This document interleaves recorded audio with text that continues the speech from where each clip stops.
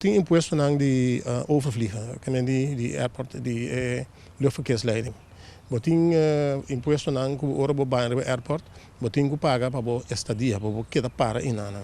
Botin imposto nang ku governo tem sowieso riba ticket.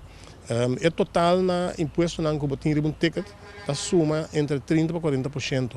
Ticket de aqui para Bonaire, se me quita tour é imposto nang ku riba je, tá sobra ongeveer 120 florin para o ticket. Agora que vou pagar 240. Tá roupisem é coisa da costa, então eta pone ticket vira muito caro para gente que antes estava trabalhando quase tour semana, dia agora ainda trabalha cada 3 semanas. Acerca do governo de uma ou outra forma acaba com a proposição aqui tomando exemplo, por exemplo, que você mesa duna de Brasil, que tem outro regulamento para vuelo regional. Nós trabalhamos estúdio diretamente para o governo agora. Pero tá algo que nós papel em diferente ocasião.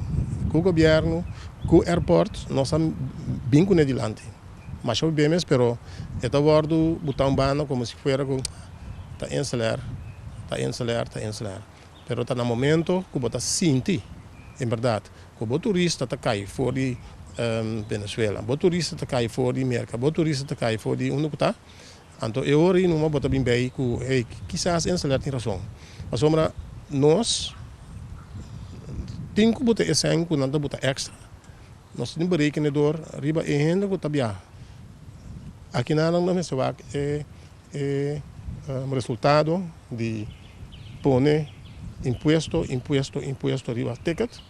Soma tem sua repercussão ruga flat. E tem acaba. Tem estúdio. O estúdio também é bom uit, com menos turista tá toca suela de Corsau via nosso aeroporto. Então nós precisamos find out tá para Kiko.